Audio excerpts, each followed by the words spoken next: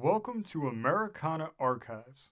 Travel back in time with us as we go throughout America's historic newspapers to find the lost and forgotten history of America.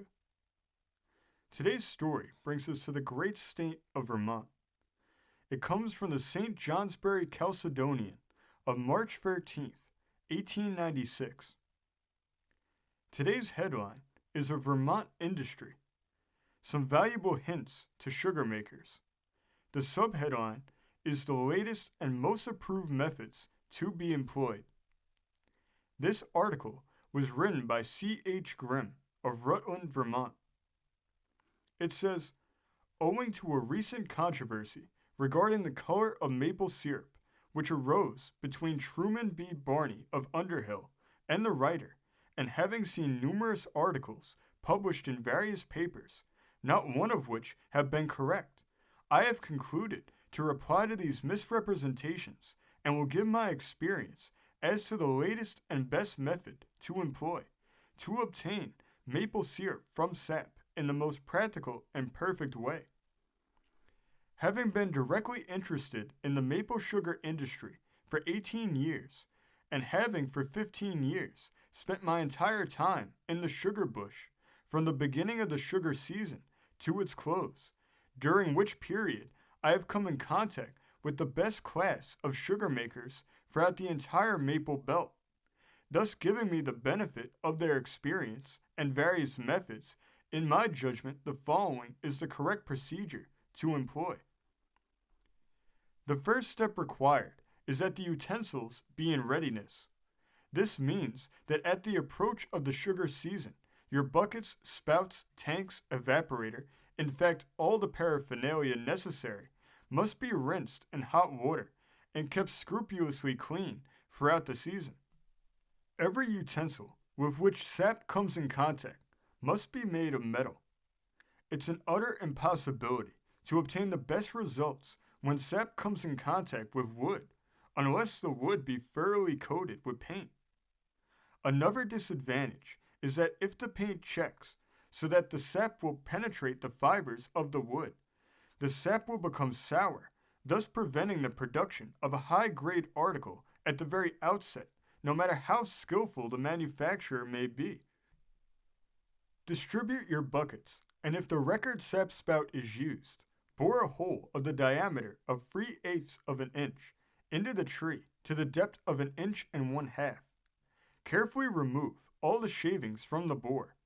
The spout being driven in, suspend the bucket from it either by a wire loop or by having a hole punched into the side of the bucket to fit the spout.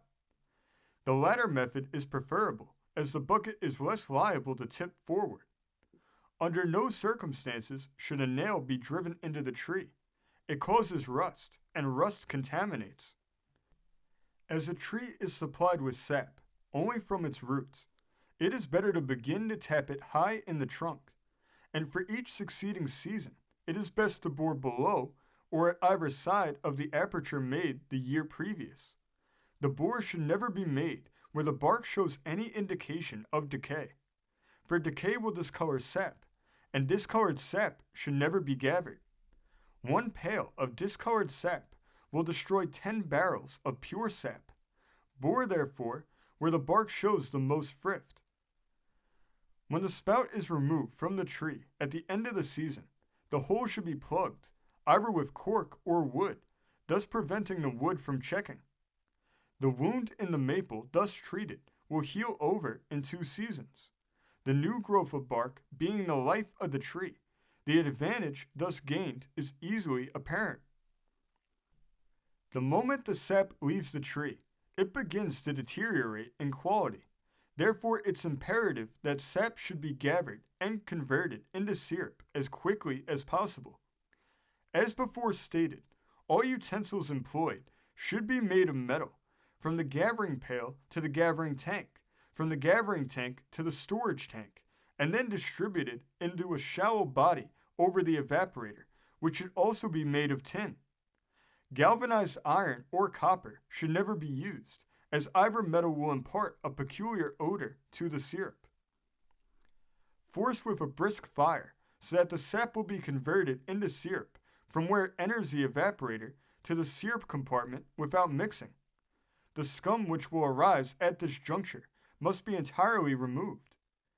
An evaporator which is especially constructed so that the scum will be deposited in a compartment into which the sap first enters is of indispensable importance. Scum allowed to intermingle with crude sap will not be as injurious as if allowed to be deposited with the semi-sweet. And at this point, the portable siphon is simply invaluable, as by its use no scum can possibly be conveyed where it will become injurious. If 1 barrel of sap will make 1 gallon of syrup, and the evaporator has a capacity of 3 barrels of sap per hour, you will notice that a barrel of sap is not exposed to the heat of the evaporator longer than 20 minutes. A lighter colored syrup may be obtained by boiling at a depth of half an inch, then at a depth of 1 inch.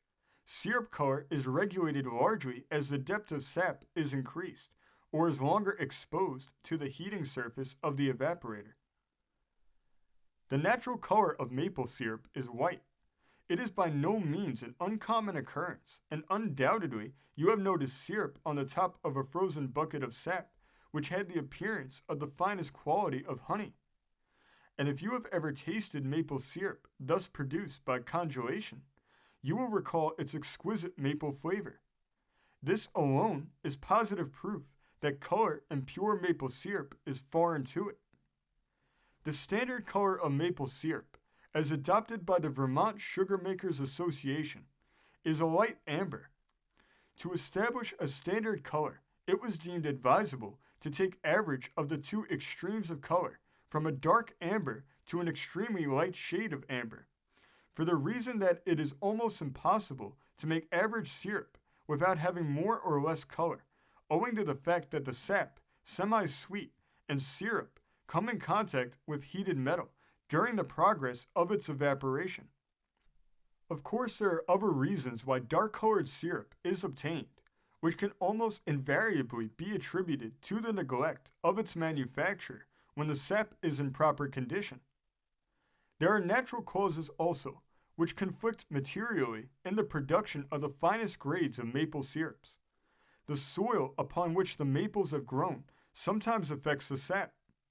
Then there are occasional seasons when the sap does not contain but a slight amount of saccharin.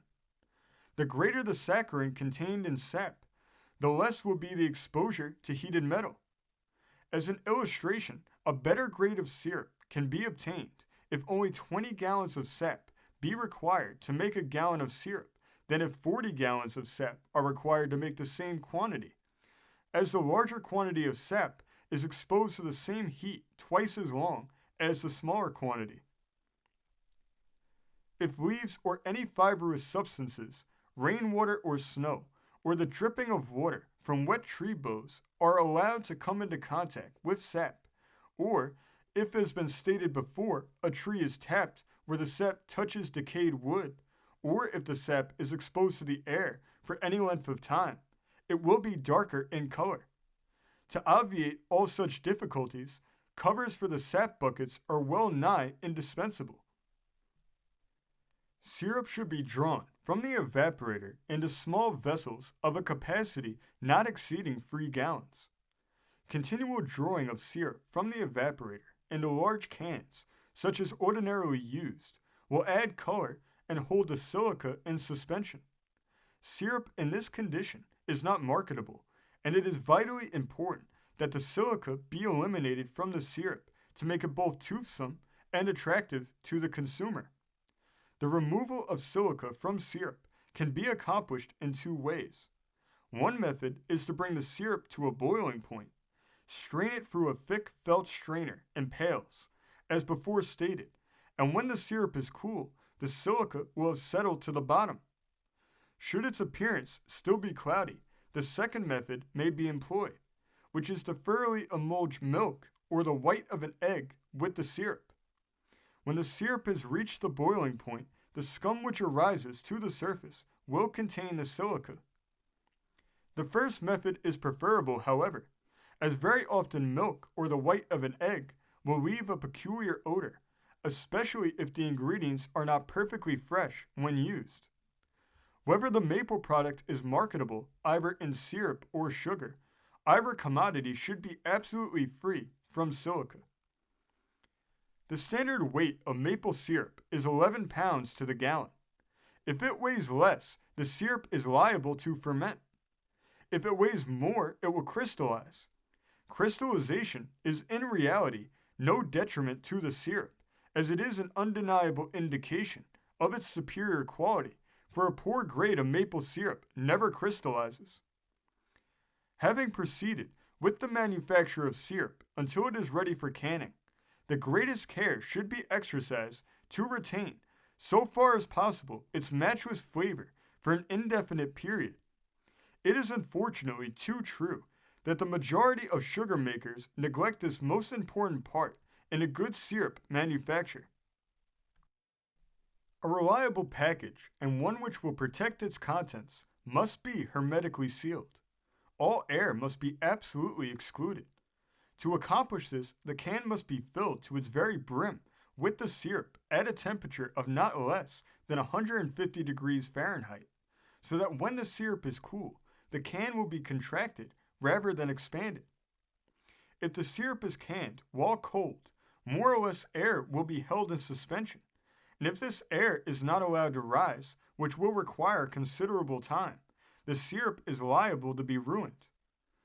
Again, if the syrup is put into a can at a temperature of 50 degrees Fahrenheit, and during the following summer season the temperature rises to 100 degrees, the expansion of the syrup will be so great that the strain will sometimes cause the can to leak.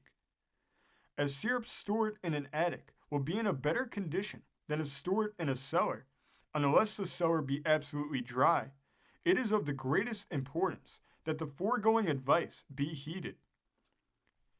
The quality of syrup made by remelting sugar is inferior to the syrup from which the sugar was originally made. Hence, the maple product should be entirely in syrup and placed as such upon the market, as in that form it is more profitable both for the producer and for the consumer. Why is it more profitable for the producer? If the producer has a market for sugar above the ordinary price, in some instances it may be to the producer's advantage to convert his syrup into sugar. This is, however, the exception and not the rule. A gallon of syrup, which will weigh 11 pounds, will make a fraction over 8 pounds of sugar.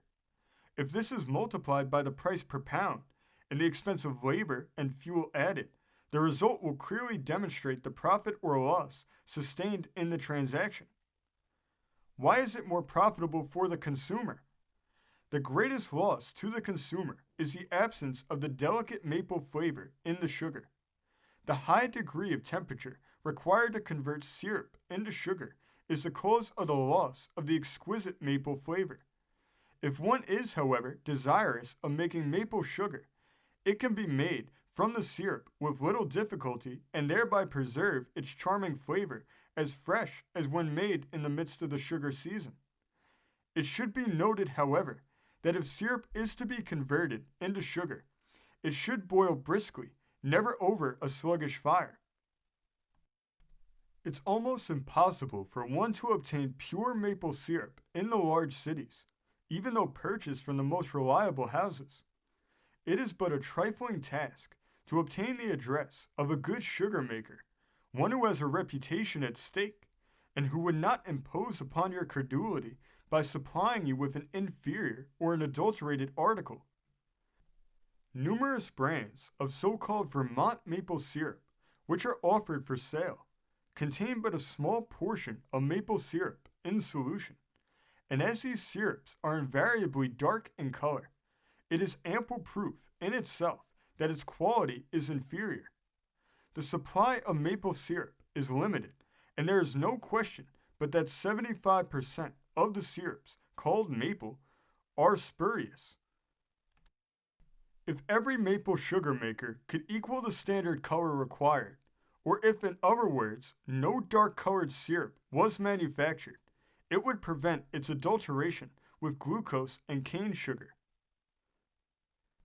Thank you for joining us today. Remember before you leave to hit the subscribe button, hit the notification bell, and remember to like and comment below. And we will see you next time on Americana Archives.